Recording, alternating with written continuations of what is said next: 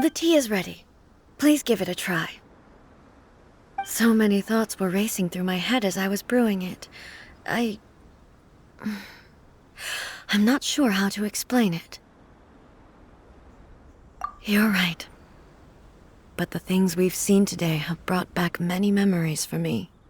I've been reminded of many people, too. Kitsune Saigu, Makoto, and all the other friends who I watched pass even further back.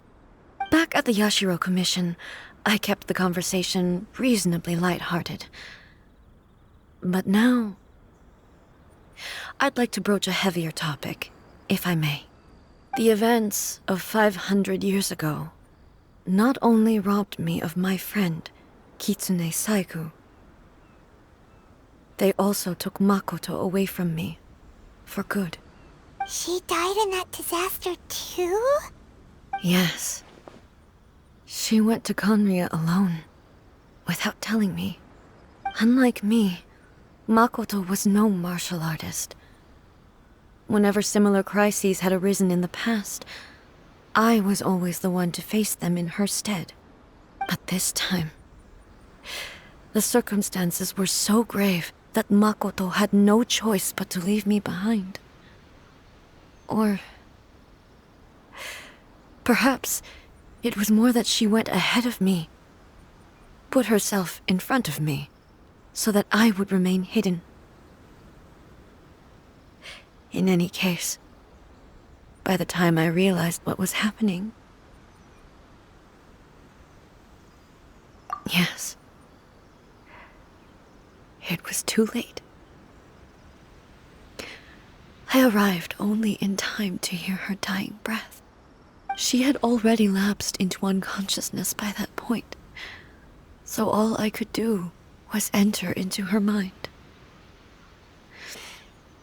As far as you're concerned, it would be somewhere similar to the plain of Euthymia. It was there that we bid each other a final farewell. I cried bitterly. Even in those final moments, I couldn't understand her actions. Why did she go to Conria first, and not I? Why did she keep me in the dark about it? Was it to shield me? It was there and then that I resolved to pursue eternity.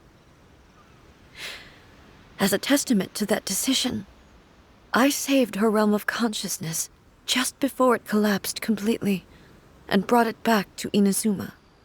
That's quite a story. When I returned to Inazuma, I was shocked to find that a great sakura tree had appeared on Mount Yogo. The tree that you know as the sacred sakura. That's exactly what everyone back then told me as well. That it had existed since time immemorial. They were so matter-of-fact about it, and couldn't at all understand what I was so surprised about. No one questioned it, and yet its presence contrasted so starkly with the area as I remembered it. It seemed as if I was the only one to have noticed it appear suddenly out of thin air. In the end, I simply had to accept that it was a miraculous effect of Makoto's consciousness. With the help of the sacred Sakura's power, I was finally able to overcome the monsters and quell the disaster in Inazuma. This is all really hard to understand. Kinda beyond Paimon's level. Yes. She had such a great love for this land, and for its people. In this respect, I still do not compare to her. I once told myself that I would never speak of these events again.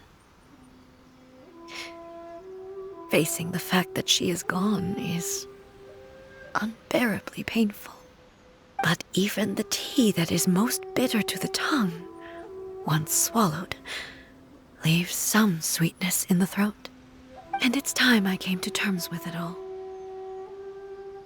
Oh, while we're on the topic, since you experienced that battle in person... Brother? I had heard that you were looking for your family. You mean to say that he was somehow involved in the Kanria disaster? Based on what we've learned so far, it seems so, yeah. I'm sorry. I wasn't there for the whole thing. By the time I arrived, the worst of the fighting was already over. And also, my mind was consumed entirely with the plight of Inazuma and the fate of those closest to me. So, I am afraid I can't help you. Oh, well, that's a shame. But it can't be helped, I guess. Boy, both of you have experienced great tragedy. With this last cup of tea, let us honor the Tea Master's memory. Thank you, Destiny, for giving us the chance to meet again. We should go. Let's keep following the traces.